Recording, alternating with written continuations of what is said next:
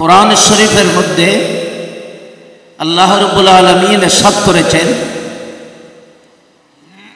সূরা আনআমের এই আয়াত শরীফটি আল্লাহ রাব্বুল আলামিন আল্লাহর হাবিবকে বলছেন, মাহবুব ওয়ালা তাতরুদিল্লাযীনা ইয়াদউনা রাব্বাহুম বিল গাদাতি ওয়াল আশি ইউরিদুনা ওয়াজহু। আপনারা বলেন গোটা বিশ্ব, গোটা কায়নাত রসুল পাকের মুহতাজ। রসুল পাক কাহার দিকে মুহতাজ নয়, রসুল পাক শুধু আল্লাহর কাছে মুহতাজ। কিন্তু সমগ্র বিশ্ব কায়নাত রসুল পাকের জেরে এহসান, আবার রসুল পাকের প্রতি মুহতাজ। আল্লাহর গোটা সৃষ্টি জাহানের উপর নবীর এহসানও আছে, আবার সমগ্র কায়নাতের বিশ্বের সবকিছু নবীর দিকে মুহতাজ। রসুল পাক সাল্লাল্লাহু আলাইহি ওয়াসাল্লাম কাহার দিকে মুহতাজ নয়, কাহার মুকাফিকিও নয়। রসুল পাক সাল্লাল্লাহু আলাইহি ওয়াসাল্লাম শুধু আল্লাহর দিকে মুহতাজ। এগুলো নিয়ে অনেক উলামায়ে কেরাম মুহাক্কিকিনরা অনেক আলোচনা করেছেন, আমি সেদিকে যাচ্ছি না। কিন্তু আল্লাহ কোরআন শরীফে খুদ নবীকে কি বলছেন, প্রশ্ন হলো সেটা। যেহেতু মুস্তাফার কদমে সবাই মুহতাজ, নবীর দিকে সবাই মুকাফিকি, এমনকি 1,24,000 নবীরাও কিয়ামতের ময়দানে রসুল পাকের দিকে তাকিয়ে থাকবে। রসুল পাকের শাফাত ছাড়া কোন নবীও জান্নাতে যেতে পারবে না। আল্লামা শারফুদ্দীন বুসিরি রহমতুল্লাহ আলাইহি ইরশাদ করেছেন একটি কবিতার মাধ্যমে, আরবি কবিতার মাধ্যমে বলেছেন, ওয়া কুল্লুহুম মির রাসূলিল্লাহি মুলতামিসুন গরফাম মিনাল বাহরে আও রাশফাম মিনাদ দিয়াম। সমস্ত নবী রসুলগণ রসুল পাকের রহমতের দরিয়ার থেকে একটি কতরার দিকে মুহতাজ। রসুল পাক সাল্লাল্লাহু আলাইহি ওয়াসাল্লামের উপর আল্লাহর যে মুষলধারে রহমত বর্ষিত হচ্ছে, সেই মুষলধারে রহমত থেকে এক কতরার দিকে মুহতাজ নবীরা। তাহলে নবীগণ রসুল পাকের দিকে মুহতাজ। কিয়ামতের ময়দানে সমস্ত নবীরাও রসুল পাকের দিকে মুহতাজ।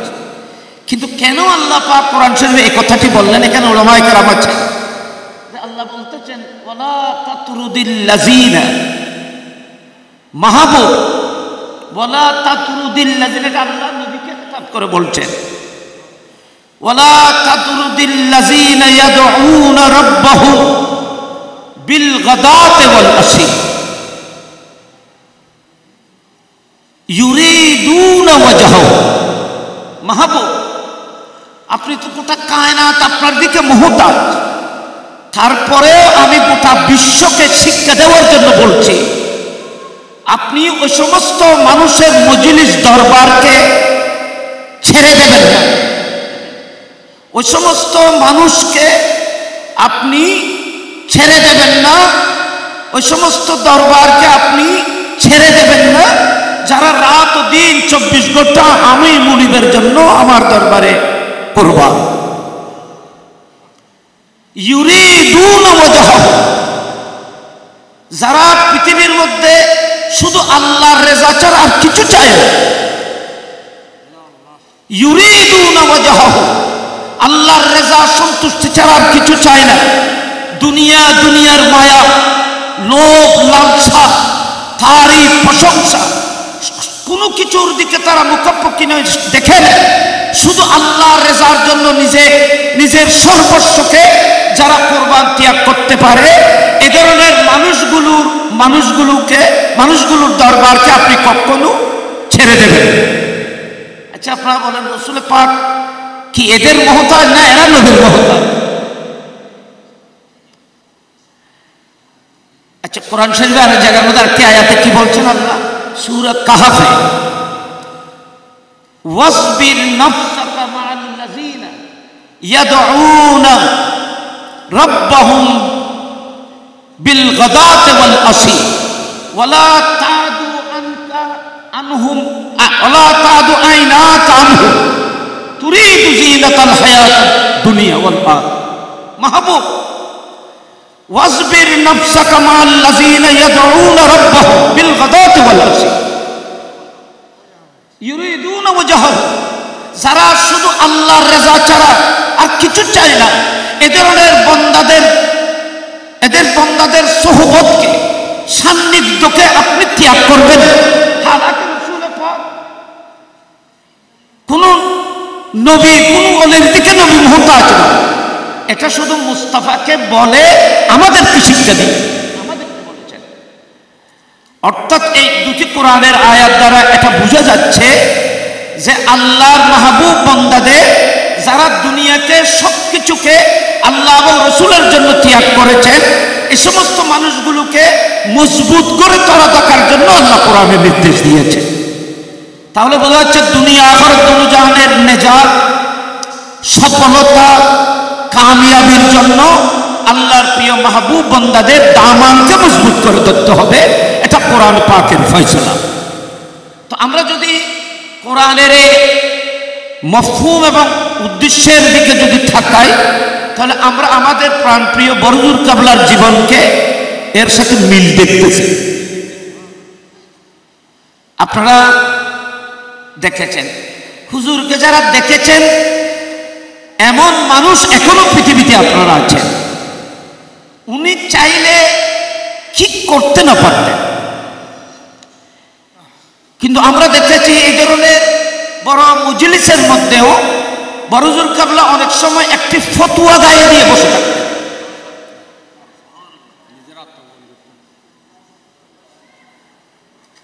কোনদিন একটা ভালো বিছানার মধ্যে ঘুমাইতে দেখি নাই। আমি হুজুরের খেদমত করেছি। এই মাদ্রাসা করার সময় বরজুর কাবলা যে কষ্ট করেছে, এই কষ্টের কথা যদি বলা হয়, এই মুহূর্তে যদি বলা হয়, আমার মতো স্বপ্নের মতো লাগতেছে। একটা সাদা ডাইলের পানির ভিতরে একটা ডিম দিয়ে ভাজা করে, একটা ডিম সিদ্ধ করে বরজুর কাবলা অনেক রাত খানা খেয়ে ঘুমাইতেন, শুধু ডাইলের পানি দিয়ে। একটা কথা সত্য ভাই, আজকে এই ইসলামকে যদি আমরা দেখি, ইসলামের এই সুজলা সুফলা সুন্দর এই বাগান, আজকে যে আমাদের জন্য মেজবান চলতেছে, এই ইসলামের পিছনে মুস্তাফার রক্তের কোরবানি আছে। এই ইসলামকে সুজলা সুফলা করার পিছনে যেমন ইমাম হাসান এবং হুসাইনের জীবন উৎসর্গ হওয়া শাহাদত নিহিত আছে, অগণিত মুস্তাফার সাহাবায়ে কেরামদের খুন দিয়ে, কোরবানি দিয়ে ইসলামকে সুজলা সুফলা করেছে। তেমনি ভাবে আজ সিফাতুলি নয়, পুরো বাংলাদেশের জন্য সিফাতুলি আলিয়া মাদ্রাসা গৌরবে, ফখরে আহলুস সুন্নাত ওয়াল জামাতের জন্য বড় নিয়ামত। এত বড় নিয়ামত, এত বড় প্রতিষ্ঠান, এত বড় খেদমত। আজকে 5 দিন ব্যাপী এখানে যে মেজবান চলতেছে, এই মেজবানের পিছনে নিশ্চয় কোনো মকবুল কোরবানি রয়েছে। কাহারও কোরবানি আল্লাহর কাছে কবুল হয়েছে, যার কবুল কোরবানির কারণে আজকে আমাদের জন্য এই মেজবানের সুন্দর বাগান সুসজ্জিত হয়েছে। তিনি আমাদের প্রাণপ্রিয় বরজুর কাবলা। উনাকে আল্লাহ কবুল করেছেন। হুজুরের জীবনকে আপনারা দেখেছেন। কোনদিন একটা ভালো জামা, আমি বরজুর কাবলাকে ভালোভাবে জামা গায়ে ইস্ত্রি দিয়ে খড় হুজুরে গন্ধ, হুজুরের বালুশের, সাধারণ বালুশের উপরে ঠেলে একটা কাপড় ময়লা হয়ে গেছে, 1 সপ্তাহ 2 সপ্তাহ পরে এটা আমরা দ্রুত করেছি। কোনদিন একটা ভালো কাপড় গায়ে দেয় নেই। হুজুর নিজের ঘর বাড়ির দিকে দেখে নেই। আজকে হুজুরের এই মিশন, এত বড় সুন্দর বাগান হুজুর করে আমাদেরকে উপহার দিয়ে গেছে। শুধু বাগান করে দেয় নেই, আরেকটা জিনিস আমরা শুকর আদায় করতেছি, এই বাগান অনেকেই প্রতিষ্ঠান করেছেন। সেই প্রতিষ্ঠানগুলো রক্ষা করার জন্য উপযুক্ত উত্তরসূরি রেখে যেতে না পারায় হয়তো ওনাদের প্রতিষ্ঠানগুলো বিলুপ্ত হয়ে গেছে। হুজুর কেবলার একটা দূরদর্শিতা, হুজুর এই প্রতিষ্ঠানগুলো করেছেন, উপযুক্ত সন্তানও আমাদেরকে উপহার দিয়ে গেছেন, ঠিক কিনা বলেন? নয়তো এই কিছুক্ষণ আগে এখানে স্ট্যান্ড আমি একজনের সাথে আলোচনা করেছি, হুজুরের যে মিশন, যে কোরবানি, যে তিয়াগ, হুজুর যে প্রতিষ্ঠানগুলো রেখে গেছেন, এই প্রতিষ্ঠানগুলো আমাদের অধ্যক্ষ মহোদয়ের মতো সাহস এবং ওনার মেধা এবং ওনার সেই জজবা যদি না হতো, হুজুরের এতগুলো প্রতিষ্ঠানকে এতভাবে এত সুন্দরভাবে বেগবান করা সম্ভব হতো না। আপনারা চিন্তা করে দেখেন, এটা এমনি বলতেছি, যেটা বাস্তবকে বলতেছি, যেটা আপনারা দেখতেছেন। নয়তো আমরা অনেক প্রতিষ্ঠান দেখতেছি, প্রতিষ্ঠান যিনি করেছেন, প্রতিষ্ঠাতা দুনিয়া থেকে যাওয়ার পরে উপযুক্ত রক্ষক, উপযুক্ত সন্তান রেখে না যাওয়ার কারণে অনেক প্রতিষ্ঠান বিলুপ্ত হয়ে গেছে। ওখানে কক্সবাজার মহেশখালীতে আল্লামা ইমাম আল্লামা হাশিম আব্দুল কালাম প্রতিষ্ঠান করেছেন, কিন্তু এই প্রতিষ্ঠান করতে এখানে দেখাশোনা করার মতো না থাকার কারণে জামায়াতের সেই প্রতিষ্ঠান দখল করেছে। ইমাম আহলে সুন্নাতের নাম ওখান থেকে কেটে দেওয়া হয়েছে। তো দোয়া করবেন। আমরা আজ যে বরুজুল কাবলার নুরানি দরবারে হাজির হয়েছি, বসেছি, উনার দরবারে এসে দোয়া করলে দোয়া কবুল। উনি আল্লাহর কাছে মকবুল, উনি মকবুল। সেটার জন্য দলিল উনার এই মাদ্রাসা, উনার এই কুরবানি, উনার এই তিয়াগ। দেশ বিদেশে হুজুরের হাজার লক্ষ গণিত ছাত্র দ্বীন মিল্লাত মাযহাবের সঠিকভাবে খেদমত করে আসতেছে। হুজুরের মকবুলিয়তের জন্য আর কোন কোন দলিলের প্রয়োজন? আপনারা দেখতেছেন, সেই হুজুর আজ আমাদের মাঝে এখানে আরাম করতেছেন। আমরা হুজুরের পাশে বসেছি, হুজুরের দরবারের মধ্যে বসেছি।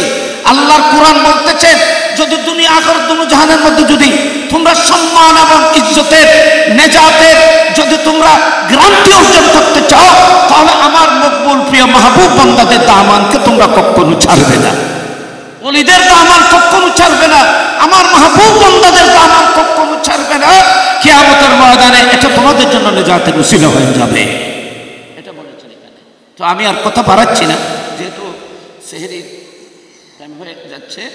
তো আমি একদিকে হুজুর কেবলা দেখেন, হুজুর বলতেছেন আমি এটা হুজুর চাইলে নিজের নামেও প্রতিষ্ঠান করতে পারতেন, কিন্তু হুজুর কেবলা এই প্রতিষ্ঠানটি করার সময় এই প্রতিষ্ঠানকে হুজুর গৌস পাক রাদিয়াল্লাহু তাআলার নামে উৎসর্গ করেছেন, খাজা গরিব নওয়াজের নামে উৎসর্গ করেছেন, এবং গজ্জালি জামান মুহাদ্দিসে আযম সুলতানুল আরফি আল্লামা আহমদ সৈয়দ কাজিমি আলা রুহি আলে রাসূল রাদিয়াল্লাহু তাআলা আনহুর মহব্বতে ওনার এই প্রতিষ্ঠানগুলোকে উনি সাজিয়েছেন।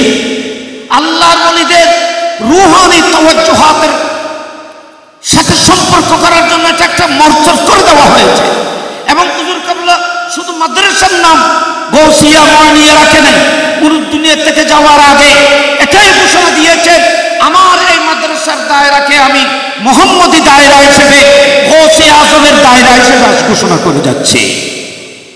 সুবহানাল্লাহ বলেন না সবাই?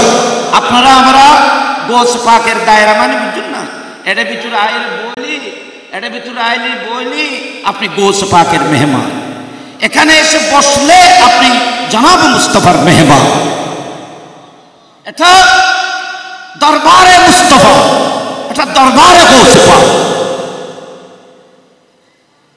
আপনারা এটাকে অবহেলা করবেন না, মহব্বত নিয়ে, ভালোবাসা নিয়ে এখানে আসবেন, হুজুরের দরবার উপস্থিত হবে, হুজুরের উসিলা দিয়ে আল্লাহর কাছে দোয়া করবেন, গৌস পাকের উসিলা দিয়ে আল্লাহর কাছে দোয়া করবেন, গজ্জালি জামানের উসিলা দিয়ে আল্লাহর কাছে দোয়া করবেন। আল্লাহ পাক রব্বুল আলামিন আমাদের দোয়াকে কবুল করবে, এদের দামানকে মজবুত করে ধরবে। কিয়ামতের ময়দানে আপনি দুনিয়া আখিরাত দুনো জাহানের মধ্যে সফলতা অর্জন করতে পারবেন।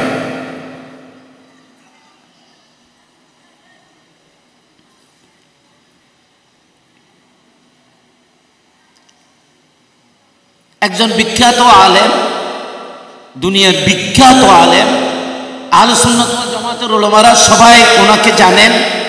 ওনাকে রইসুল মুফাসসিরিন বলা হয়, আহলুস সুন্নাত ওয়াল জামাতের যিনি হাকিমুল উম্মত হযরতে আহমদ ইয়ার খান নাঈমি বাদায়ুনি রাহমাতুল্লাহ আলাইহি, উনি তাফসীরে নাঈমি শরীফ লেখার সময় আরেকটা ওনার ফতোয়া আছে, এটা লেখার সময় উনি একটা জটিল কঠিন মসলার মধ্যে মানে কোনোভাবে একটা সমাধান খুঁজে পাচ্ছে না। দেখেন, কোন সমাধান খুঁজে পাচ্ছে না। এই মসলাটিকে সঠিকভাবে লেখার জন্য উনি কোন সমাধান, এর কোন জবাব তিনি খুঁজে পাচ্ছেন না। আলেম যত বড় হোক, সমস্যা তো হয়। কোরআন হাদিসটা তো সহজ জিনিস না। অনেক সময় বিভিন্ন ক্রিটিক্যাল অনেক মসলা আছে যেগুলো সঠিকভাবে মসলা সমাধান অনেক কঠিন হয়।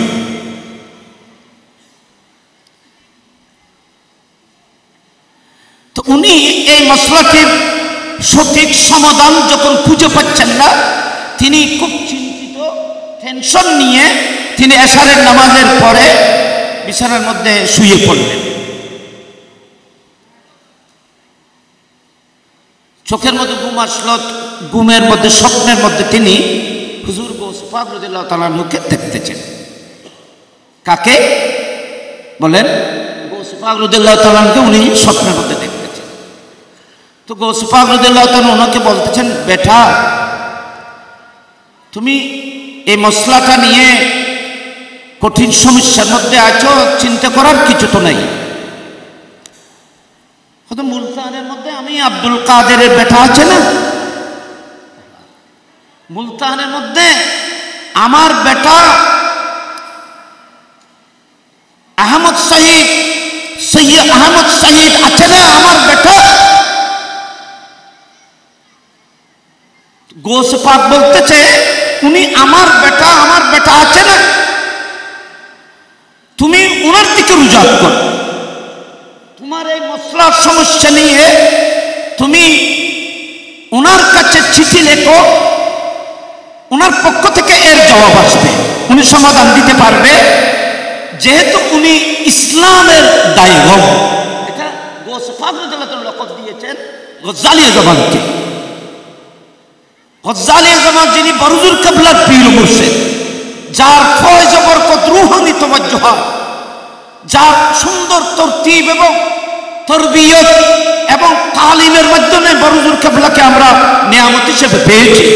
সেই গজ্জালী জামানকে হুজুর গৌস পাক রাদিয়াল্লাহু তাআলা আনহু ওনার পক্ষ থেকে বলতেন উনি দায়গমে ইসলাম।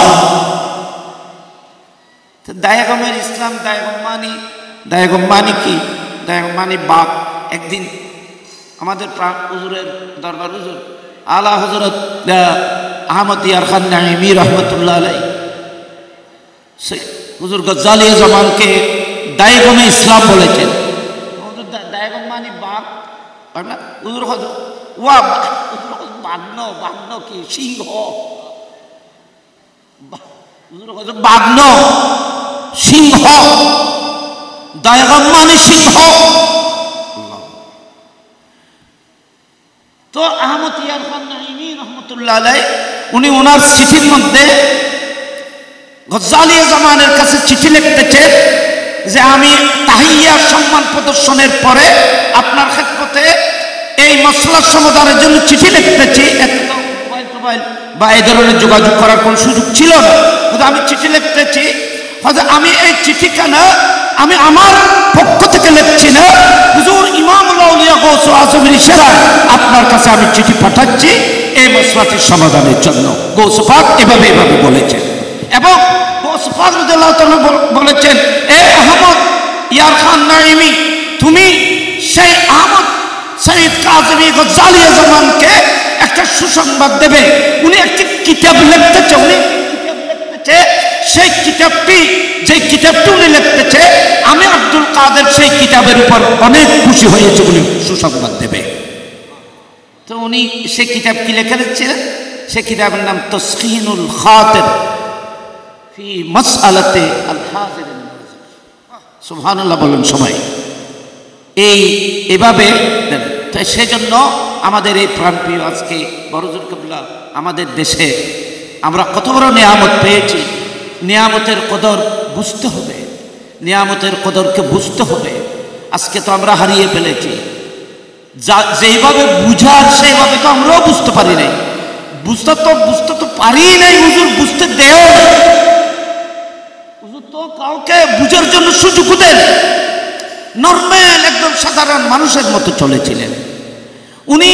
এই পৃথিবী এই দুনিয়ার সব কিছুকে উনি ত্যাগ করেছিলেন শুধু আল্লাহর রেজার উদ্দেশ্যে।